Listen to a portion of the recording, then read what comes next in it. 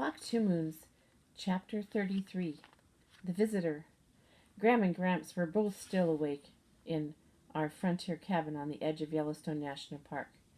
Aren't you sleepy yet? I said. Gram said, I don't know what's the matter with me. I don't feel like going to sleep at all. I want to know what happened to Peavy. I'll tell you about Mr. Berkway's visit. Then we'll stop for tonight. I went over to Phoebe's after dinner on the day Mr. Berkway had read from my journal about the blackberry kisses and from Phoebe's about Mrs. Cadaver. In Phoebe's bedroom, I said, I've got two important things to tell you. The doorbell rang, and we heard a familiar voice. That sounds like Mr. Berkway, Phoebe said. That's one of the things I want to tell you, I said, about Mr. Berkway. There was a tap on Phoebe's door. Her father said, Phoebe, could you and Sal come downstairs with me? I thought Mr. Berkway was going to be mad at Phoebe for what she had written about his sister. The worst thing was that Phoebe didn't even know yet that Mr. Cadaver was Mrs. Cadaver was Mr. Berkway's sister. I felt like we were lambs being led to the slaughter. Take us, I thought. Take us and do away with us, quickly. We followed Phoebe's father downstairs. There on the sofa was Mr. Berkway, holding Phoebe's journal and looking embarrassed. That's my own private journal, Phoebe said, with my own private thoughts. I know, Mr. Berkway said, and I want to apologize for reading it aloud. Apologize? That was a relief. It was so quiet in the room that I could hear the leaves being blown off the trees outside. Mr. Berkway coughed. I want to explain something, he said. Mrs. Cadaver is my sister. Your sister? Phoebe said. And her husband is dead. I thought so, Phoebe said. But she didn't murder him. Mr. Berkway said, her husband died when a drunk driver rammed into his car. My mother, Mrs. Partridge, was also in the car with Mr. Cadaver. She didn't die, as you know, but she lost her sight. Oh, I said. Phoebe stared at the floor. My sister Margaret was a nurse on duty in the emergency room when they brought in her husband and our mother. Margaret's husband died that night. The whole time Mr. Berkway was talking, Phoebe's father was sitting beside her with his hand resting on her shoulder. It looked like the only thing that was keeping Phoebe from vaporizing into the air and disappearing was his hand resting there. I just wanted you to know, Mr. Berkway said, that Mr. Cadaver is not buried in her backyard. I've also just learned about your mother, Phoebe, and I'm sorry that she's gone, but I assure you that Margaret would not have kidnapped or murdered her. After Mr. Berkway left, Phoebe and I sat on the front porch. Phoebe said, if Mrs. Cadaver didn't kidnap or murder my mother, then where is she, and what can I do? Where should I look? Phoebe, I said, there's something I've got to tell you. Hey, look, Sal, if you're going to tell me she's not coming back, I don't want to hear it. You might as well go home now. I know who the lunatic is. It's Sergeant Bickle's son. And so we devised a plan. At home that night, all I could think about was Mrs. Cadaver. I could see her in her white uniform working in the emergency room. I could see an ambulance pulling up with its blue lights flashing, and her walking briskly to the swinging doors with her wild hair all around her face. I could see the stretchers being wheeled in, and I could see Mrs. Cadaver looking down at them.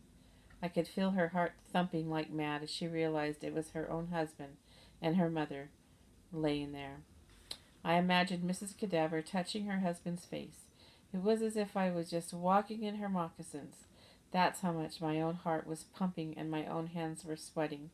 I started wondering if the birds of sadness had built their nests in Mrs. Cadaver's hair afterward, and if so, how she got rid of them. Her husband dying, her mother being blinded, were events that would matter in the course of a lifetime. I saw everyone else going on with their own agendas, while Mrs. Cadaver was frantically trying to keep her husband and her mother alive. Did she regret anything? Did she know the worth of water before the well was dry? All those messages had invaded my brain and affected the way I look at things. Are you sleepy yet, Gram? I asked. My voice was hoarse from talking so much. No, chickabiddy. But you go on to sleep. I'm just going to lie here for a while and think about things. She nudged Gramps. You forgot to say about the marriage bed. Gramps yawned. yawned. Sorry, Gooseberry. He patted the bed and said it. That next day was probably chapter 34, Old Faithful. That next day was probably one of the best, and surely the worst, in Grams and Gramps' lives. The whispers woke me early. It was the 6th day. The next day was my mother's birthday. We had to get out of Wyoming and through Montana.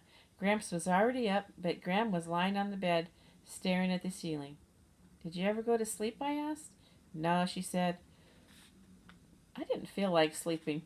I can sleep later. She climbed out of bed. Let's go see that Old Faithful. I've waited my whole entire life to see Old Faithful. You've sure got your heart set on that, don't you, you stubborn gooseberry, said Gramps. I sure do, Gram said. We parked the car and walked up a low hill. I was afraid Gram was going to be disappointed because it didn't look like much at first. There was a rope fence around a mound on the side of the hill. The ground was scrabbly dirt, and in the center of the rope enclosure, about 20 feet away, was a hole. Heck, Gram said. Can't we get any closer than this? Gramps and I walked over to read the sign about Old Faithful. A park ranger rushed past us yelling, Ma'am! Ma'am! Gall dang, Gramps said. Gram was crawling under the rope. The ranger stopped her. Ma'am, there's a reason for that rope, he said. Gram brushed off her dress. I just wanted a better look. Don't worry, the ranger said. You'll get a good look. Please stay behind the rope. The sign said that Old Faithful was due to erupt in 15 minutes. More and more people gathered around the rope. There were people of all ages, little babies, crying grannies, sitting on folding stools. Excuse me, I need to read that sentence again. The grannies were not crying. There were people of all ages, little babies crying, grannies sitting on folding stools, teenagers plugged into radio headsets, couples smooching, and there were people speaking languages other than English. Next to us was a tour group of Italians. Across the way was a group of Germans. Gram tapped her fingers together, getting more and more excited. Is it time? She kept saying. Is it almost time? The crowd became quiet a few minutes before Old Faithful was due to go off. Everyone stared at the hole. Everyone was listening. Is it time? Gram said. There was a faint noise, and a little spit shot out of the hole. The man next to me said, Ah, is that all? Another noise, this time a little louder, a grating and crunching sound like walking on gravel. 2 fitful spits. Ah, said the man. Then it was like the radiator boiling over, or the tea kettle blowing its top.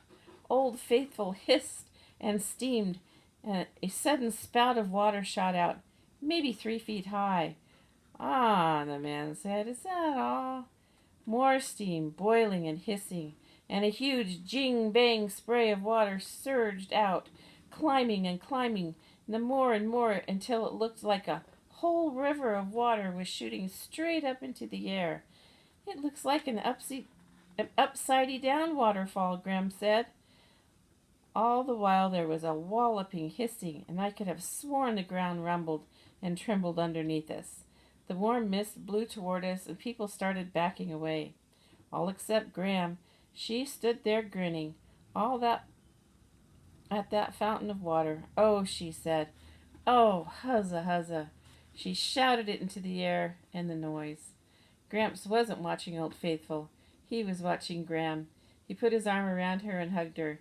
You like this old geyser, don't you? She said. Oh, Gram said. Oh, yes, I do. The man next to me was staring open-mouthed at Old Faithful. Lordy, he said. Lordy, that's amazing. Gradually, Old Faithful slowed down. We watched it undo itself and retreat into its hole. We stood there, even after everyone else had drifted away, and at last Gram sighed and said, Okay, let's go. We were inside the car and about to leave when Gram started to cry. Gall dang, Gramps said. What's the matter? Gram sniffled. Oh, nothing. I'm so happy I got to see Old Faithful. You old gooseberry, Gramps said. And on we went. We're going to eat up Montana, Gramps said. We're going to get to the Idaho border tonight. You watch me. I'm putting this pedal to the metal. He stepped on the gas and peeled out of the parking lot. ID ho, here we come.